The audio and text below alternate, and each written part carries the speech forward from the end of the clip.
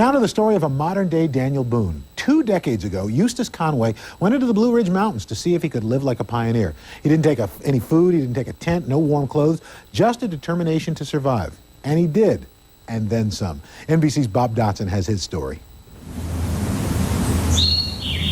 In 1890, the U.S. Census Bureau declared the American frontier closed. No one told Eustace Conway. A quarter of a century ago, he went alone into the Great Smoky Mountains to see if he could survive empty-handed, made his own clothes, built a teepee from the skins of animals he hunted and ate. Were you scared at first? Not really. I had been camping and spending time out in the forest for many years, ever since early childhood. Conway passionately wanted to test himself. A lot of us love to camp, but after all these years, he still lives in that wilderness. So this is your grocery store, huh? Yeah, and pharmaceutical. Check this one out. This is jewelweed. He is rarely sick, never sees a doctor. What is this? This is sourwood. And you can eat it? Yeah. Conway learned to live off of what's around him. Should we have washed it off first? No, the rain washed it off last night. 3 years ago, he finally built a cabin. So the house isn't that much, but you should see the front yard. The place has no electricity, no phone, an outhouse out back. Good boy. Still, it is a big step for a man who walked into the wilderness at 17 with nothing. Eustace is no hermit, no scary mountain man hiding in the woods. He leaves his home for adventures that would make Davy Crockett grin. He once floated the entire length of the Mississippi River in a handmade wooden canoe, hiked the 2,000-mile Appalachian Trail in winter, surviving only on the food he found along the way.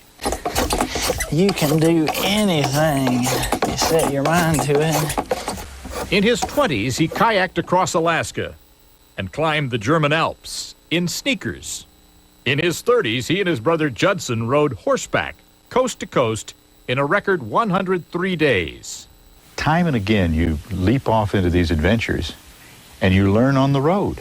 Yeah, one of the most important things is to know that you don't know what you're doing. That's why he hiked into the jungles of Guatemala in his mid-20s to study primitive cultures, and went to Appalachian State University, got straight A's in anthropology and English, graduated with honors. A college degree is not even a drop in the bucket compared to the education of what I've gotten in all of my travels and adventures. Not even a speck. Are you ready? Good girl. He supports himself by teaching others how to live an old-fashioned life. Good rider. How'd you learn to be such a good rider? Did your mama teach you?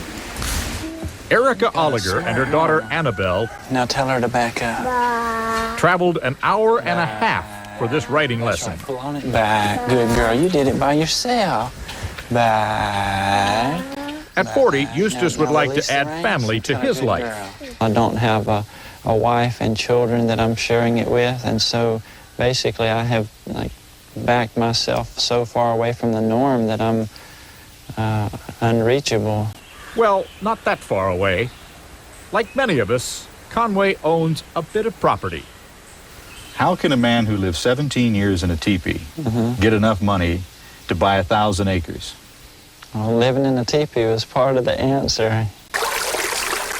He's been able to save nearly every dollar he's made. Built a barn, clear a farm in the wilderness. I'm living my life. I live what I believe in. His own frontier. Emerson said, "What you do stands above you and shouts so loudly I can't hear what you're saying." And I can only hope that my life is an example that people can hear. Few of us venture beyond the limits of our settled lives, and then only for a day or two. Eustace Conway has spent a lifetime exploring the frontier inside himself. For today, Bob Dotson, NBC News. That's my good boy. In the Blue Ridge Mountains of North Carolina. Like a modern-day Thoreau. There's a guy who doesn't have to worry about who won American Pop Idol.